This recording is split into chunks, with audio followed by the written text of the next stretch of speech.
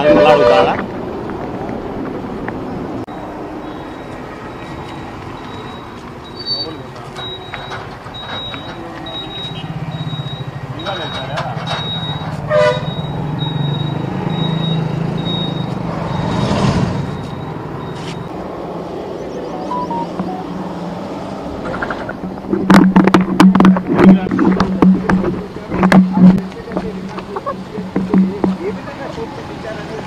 పక్క బా నిలబెడతా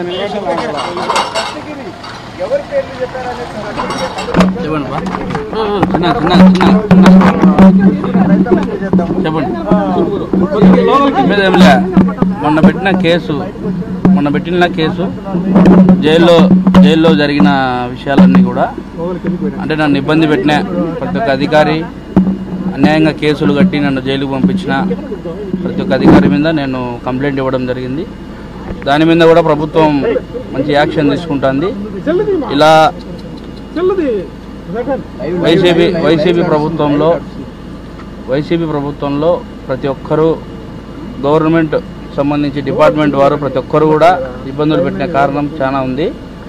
అందువల్ల ఈ రోజున నేను కంప్లైంట్ ఇచ్చిన నన్ను ఇబ్బంది పెట్టిన వాళ్ళ మీద, ముఖ్యంగా జైల్లో జరిగిన దాని మీద సీరియస్గా దాని మీద చంద్రబాబు నాయుడు గారు కావచ్చు, పవన్ కళ్యాణ్ గారు కావచ్చు, లోకేష్ గారు కావచ్చు, ప్రధానమంత్రి మోదీ గారు కావచ్చు, అమిత్ షా గారు కావచ్చు, దీన్ని క్షుణ్ణంగా పరిశీలించి తగిన న్యాయం చేయాలని కోరుతా ఉన్నాను.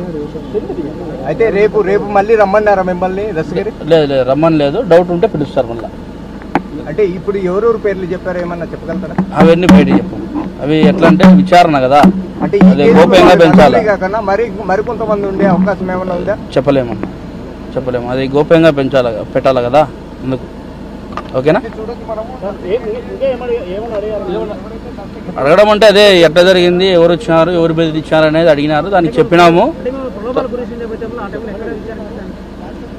అంటే మొత్తం అది గోప్యంగా పెట్టాలా, విచారం జరుగుతుంది కాబట్టి దీంట్లో డిస్టర్బ్ ఏం చేయదలుచుకోలేదు. అదే ఫస్ట్ ముద్ద వచ్చేసి చైతన్య రెడ్డి, రెండో ముద్ద వచ్చేసి ప్రకాష్, మూడో ముద్ద వచ్చేసి డిఎస్పీ నాగరాజు, ఆయన నాలుగో ముద్ద వచ్చేసి సిఐ ఈశ్వరయ్య. ఈరోజు నన్ను ఒకరినే చేసినారు అనుకుంటున్నాను. అది చెప్పకూడదు అన్న, విచారణ కదా, గోప్యంగా పెంచాలా, గోప్యంగా పెట్టాలా, వచ్చేప్పుడు బయటకు వస్తాయి అన్నీ. ఓకేనా? ఈ కేసు మీద మీకు న్యాయం జరిగింది అనుకుంటారా? ఖచ్చితంగా జరగాల్సిందే, జరుగుతుంది కూడా, దాంట్లో డౌట్ లేదు. ఎందుకంటే ఈ యొక్క కేసు టీడీపీ గవర్నమెంట్కు సవాల్ అది. ఎందుకంటే ఒకప్పుడు టీడీపీ హయాంలోనే మర్డర్ చేయించి జగన్మోహన్ రెడ్డి టీడీపీ మీద నెట్టినాడు. నారాసుర రక్త చరిత్ర అని చెప్పి పెద్దది ఒక పేపర్ వేయించి పెద్దది ఆయన చేతిలో కత్తి పెట్టించి ఇది చేసినాడు. ఆ వాస్తవాలు బయటకు వచ్చినాయి.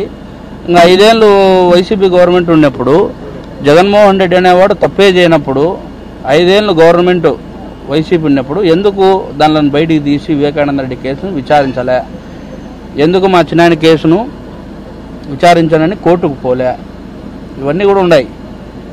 అందువల్ల ఎవరు చేసినారు, ఎవరు చేయించినారు అనేది క్లారిటీగా ప్రజలకు తెలుసు, అందరికీ తెలుసు, మీ మీడియా మిత్రులకు అందరికీ తెలుసు. తొందరలో నిజాలు ఇంకా బయటకు వస్తాయి, వెయిట్ అండ్ సీ అంతే.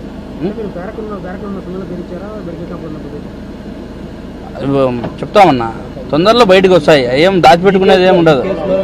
ఈ కేసులోనే ఇప్పుడు న్యాయం 100% జరుగుతుంది, దాంట్లో ఎటువంటి డౌట్ లేదు. న్యాయం జరుగుతుంది.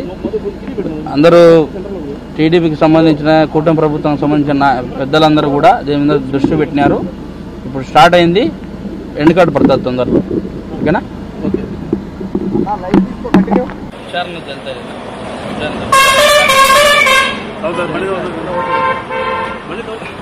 కెమెరా